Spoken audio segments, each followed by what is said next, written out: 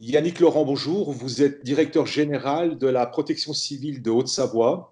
Vous êtes engagé auprès des services de santé et des hôpitaux de Saint-Julien et plus récemment du Châle. Votre mission aujourd'hui? Alors, notre mission est la suivante. Nous venons renforcer le personnel du service des urgences de l'hôpital de Saint-Julien et du centre hospitalier Alpes-Léman. Notre mission sur place, c'est de soulager les personnels dans le travail du quotidien, et plus particulièrement le tri des patients, la prise de constante auprès des patients, le transfert de ces patients dans les services appropriés et d'être un peu les petites mains du service. Vous vous attendiez, j'imagine, à une mobilisation, une telle mobilisation, la formation, parce que vous intervenez sur le tri. Oui, tout à fait. Alors, nous avons une formation de secouriste au quotidien, puisque nous réalisons toute l'année des dispositifs prévisionnels de secours sur les manifestations culturelles ou sportives. Donc, la prise en charge de victimes, c'est notre quotidien. Donc là, on change effectivement, on est maintenant dans un service hospitalier.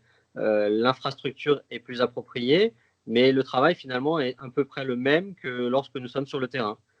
Nous prenons le bilan, le pouls, la tension, la saturation, enfin tout ce qui va bien pour faire le premier bilan des arrivées au service d'urgence. Quotidien difficile. Quotidien toujours un peu difficile, mais malgré tout, le moral est bon, l'ambiance est bonne. Les équipes nous ont accueillis les bras grands ouverts et ça, c'est vraiment très important. Vous intervenez H24. Vous êtes combien à assumer cette mission? Alors, sur le département, donc sur Saint-Julien plus particulièrement, nous sommes 3 en 12 heures de jour et 2 la nuit. Sur le centre hospitalier Alpes-Léman, nous sommes 2 en journée, ce qui nous fait un total de 7 intervenants secouristes engagés par journée. Mhm. Vous pensez tenir longtemps? On tiendra le temps qu'il faudra. Bien entendu, nous ne sommes que des bénévoles et par conséquent, les activités du quotidien sont très importantes pour chacun d'entre nous. Mais la motivation, la vocation fait qu'on fera tout ce qu'il faut pour pouvoir être le plus présent possible auprès des personnels soignants. Vous intervenez à la demande de l'ARS sous l'autorité du préfet?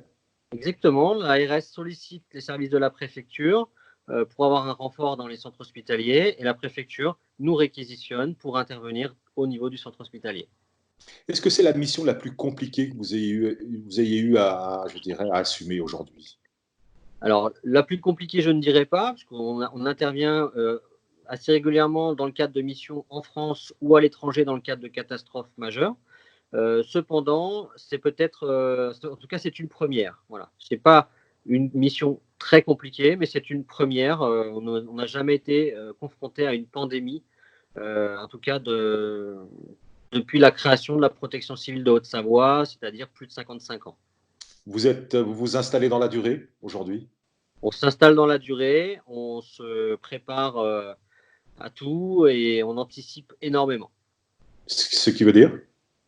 Ben, dans le matériel, dans les consommables qu'on essaye de limiter au maximum, les relèves du personnel.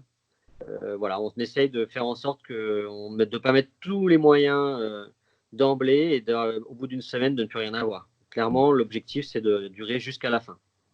Ça demande une très grosse organisation de votre part, parce que vous êtes bénévole. Ça nous donne beaucoup de travail.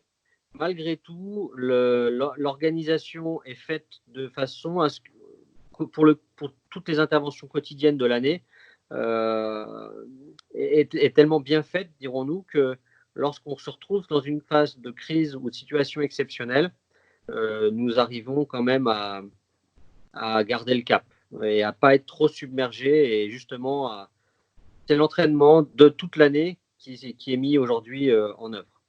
L'état d'esprit, il reste bon ou parce que la situation est très anxiogène? Alors, la situation est très anxiogène, clairement, mais les secouristes ont un moral d'acier, sont tous volontaires pour intervenir et c'est encore une fois la préparation annuelle qui paye le jour où justement on a besoin de nous.